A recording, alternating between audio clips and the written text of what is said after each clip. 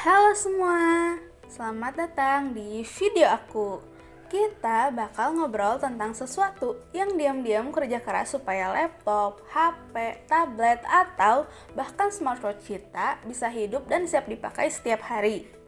Namanya sistem operasi atau sering disingkat OS. Kedengarannya teknis banget kan? Nggak apa-apa kok, kita bisa bahas pelan-pelan, santai, biar semuanya gampang dimengerti.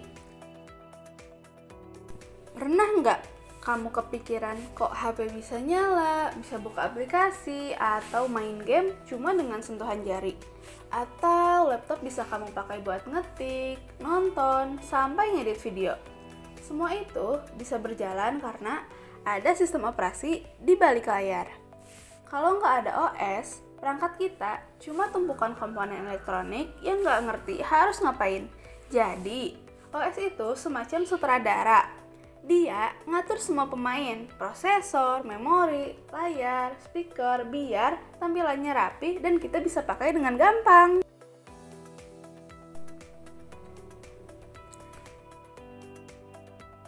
Sederhananya, sistem operasi itu program utama yang jadi penghubung antara kita sebagai pengguna, aplikasi yang kita pakai, dan perangkat keras di dalam gadget. Dia yang pastiin semuanya ngobrol dengan baik. Contohnya banyak banget tahu. Ada Windows yang sering dipakai di PC, macOS di laptop Apple, Linux yang terkenal di kalangan developer, Android yang ada di hampir semua smartphone, atau iOS yang ada di iPhone.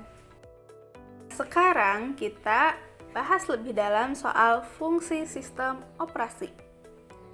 Kalau dipikir-pikir, OS itu kayak manajer super sibuk yang kerjanya 24 jam. Beberapa tugas pentingnya adalah yang pertama, mengatur sumber daya perangkat. OS memastikan prosesor, RAM, penyimpanan, dan perangkat tambahan kayak printer atau kamera bisa digunakan dengan efisien. Jadi nggak ada tuh yang rebutan energi. Yang kedua, menyediakan antarmuka yang nyaman. Antarmuka ini bisa berupa tampilan grafis GUI seperti icon dan jendela, atau berbasis teks kayak command line. Tanpa antarmuka, kita harus komunikasi pakai bahasa mesin yang rumit banget. Yang ketiga, menjalankan dan mengelola aplikasi.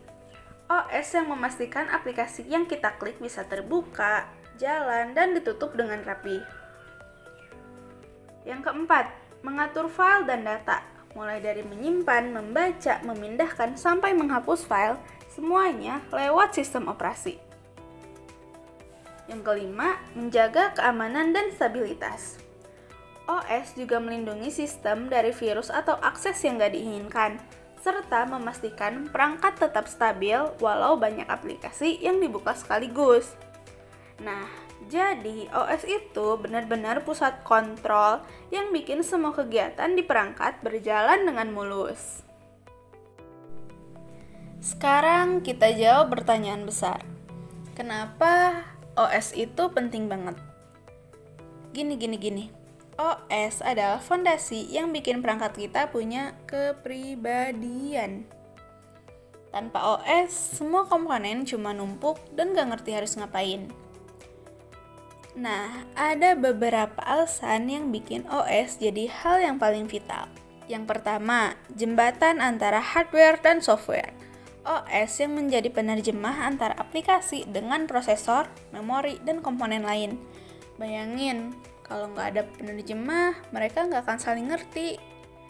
Sama halnya dengan hubungan kalian. Kalau nggak ada komunikasi, kalian nggak akan saling ngerti. Yang kedua, performa dan efisiensi. OS mengatur kapan prosesor bekerja keras dan kapan harus santai. Ini yang bikin perangkat kita jadi responsif dan baterai lebih hemat. Yang ketiga, keamanan. OS melindungi perangkat dari serangan, virus, dan akses orang yang nggak diundang. Yang keempat, ekosistem dan fitur khusus. Beberapa OS punya ekosistem yang rapi, kayak Apple dengan integrasi iPhone, Mac, dan iPad. Semua sinkron tanpa kita pusing konfigurasi. Jadi, kalau kita perhatikan, OS bukan cuma sekedar software yang kita install, tapi benar-benar pondasi hidupnya perangkat. Sekarang kita lihat contoh yang sering kita temui. Untuk komputer, yang pertama ada Windows 11, OS yang banyak banget dipakai buat gaming dan kerja, betul? Yang kedua, ada Mac OS Ventura, khas Apple dengan tampilan elegan dan keamanan yang oke banget. Yang ketiga ada Linux Ubuntu, favorit developer dan server karena gratis dan fleksibel. Untuk HP dan tablet, yang pertama ada Android 14, paling populer di dunia karena bisa dipasang di berbagai merek dan gampang dikostumisasi.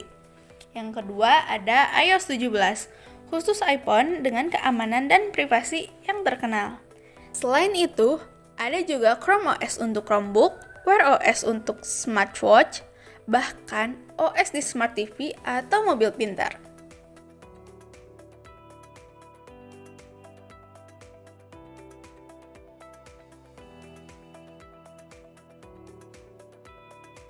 Sekarang kita masuk ke bagian yang gak kalah penting sekaligus bahasan terakhir di video ini, yaitu gimana sih cara pilih sistem operasi yang tepat. Nah, ini tuh sering banget tahu jadi pertanyaan orang kalau mau beli laptop baru atau ganti HP. Aku kasih beberapa tips yang bisa kamu pertimbangkan. Yang pertama, kenali kebutuhan utama kamu.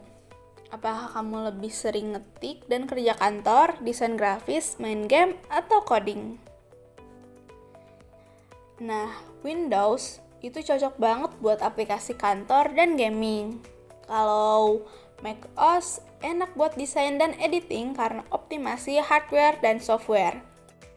Kalau Linux seru buat belajar sistem dan ngulik karena dia open source.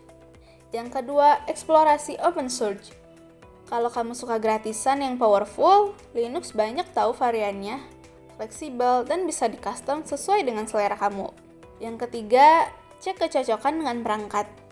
Nggak semua OS bisa dipasang di semua device. Kayak Mac OS cuma di Apple, Android di banyak brand, dan Windows hampir di semua laptop.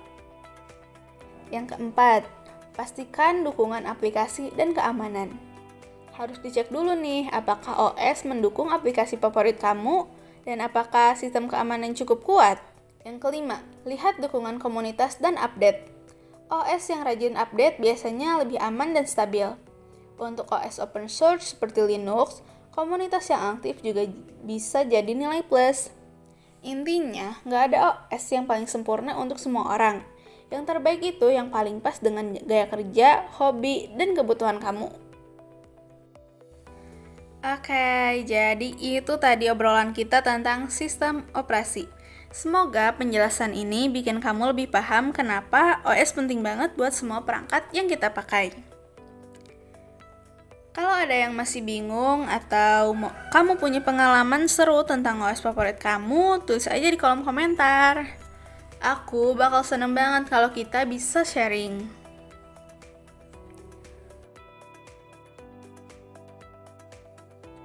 Makasih banyak untuk yang udah nonton sampai akhir. Semoga video ini berguna buat kalian semua.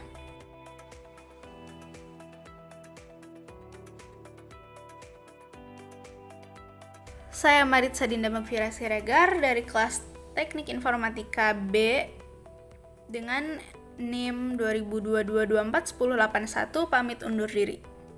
Terima kasih teman-teman.